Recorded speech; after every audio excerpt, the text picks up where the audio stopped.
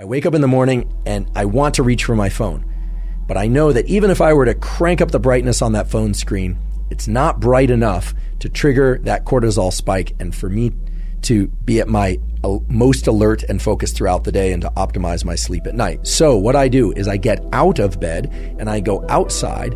And if it's a bright, clear day and the sun is low in the sky or the sun is, starting to get overhead, what we call low solar angle, then I know I'm getting outside at the right time. If there's cloud cover and I can't see the sun, I also know I'm doing a good thing because it turns out, especially on cloudy days, you want to get outside and get as much light energy or photons in your eyes. But let's say it's a very clear day and I can see where the sun is. I do not need to stare directly into the sun. If it's very low in the sky, I might do that because it's not going to be very painful to my eyes. However, if the sun is a little bit brighter and a little bit higher in the sky, sometimes it can be painful to look at. So the way to get this sunlight viewing early in the day is to look toward the sun. If it's too bright to look at directly, well, then don't do that. You just look toward it, but not directly at it. It's absolutely fine to blink. In fact, I encourage you to blink whenever you feel the impulse to blink. Never look at any light, sunlight or otherwise, that's so bright that it's painful to look at because you can damage your eyes. But for this morning sunlight viewing, it's best to not wear sunglasses. That's right, to not wear sunglasses, at least for this morning sunlight viewing. It is absolutely fine to wear eyeglasses or contact lenses, so-called corrective lenses. In fact, those will serve you well in this practice or this tool because they will focus the light onto your neural retina and onto those melanopsin intrinsically photosensitive ganglion cells. There's so many different wavelengths of light coming from the sun, and they are bright enough that they will trigger the mechanisms that you want triggered at this early time of day. So try and get outside, ideally within the first 5 minutes of waking, or maybe it's 15 minutes, but certainly within the first hour after waking. I want to share with you 3 critical things about this tool of morning sunlight viewing. First of all, this is not some woo biology thing.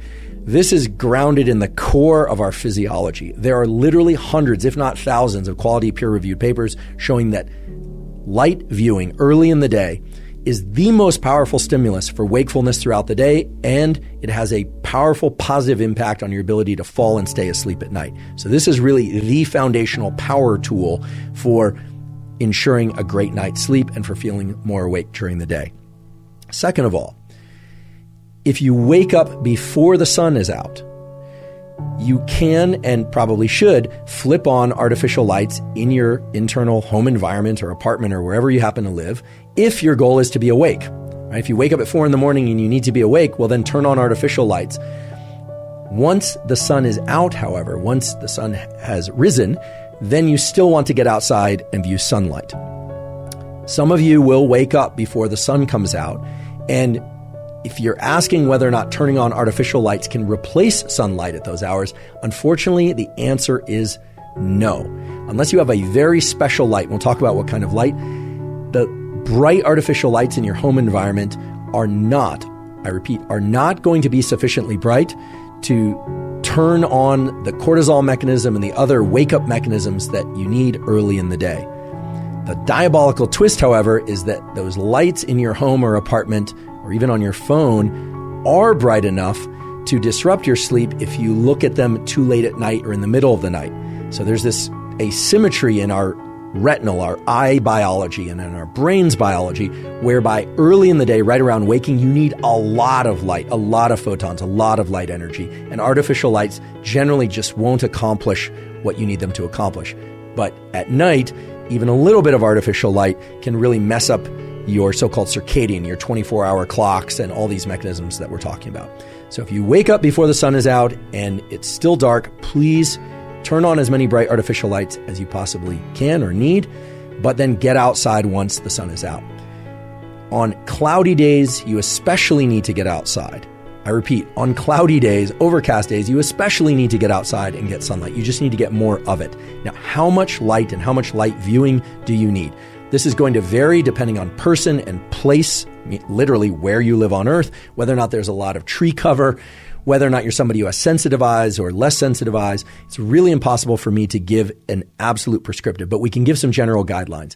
In general, on a clear day, meaning no cloud cover or minimal cloud cover, you want to get this sunlight exposure to your eyes for about 5 minutes or so. Could be 3 minutes one day, could be 7 minutes the next day, about 5 minutes.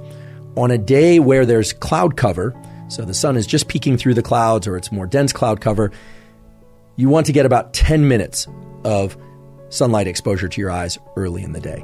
And on days that are really densely overcast or maybe even rainy, you're going to want to get as much as 20 or 30 minutes of sunlight exposure.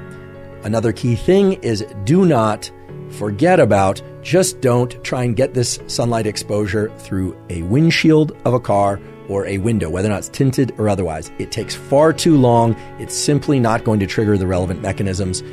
You would be standing there all day trying to get enough light into your eyes from the morning sunlight, and by then, the sun will have already moved from low solar angle to overhead, and it simply won't work for all sorts of mechanisms related to your circadian rhythm functions. So just don't try and do it through a windshield, sunglasses, or a window. It's just not going to work. Get outside. If the weather is really bad or for whatever reason, safety reasons, you cannot get outside, well then I suppose try and get near a window. That would be the last resort. But you really want to get outside to get the sunlight exposure.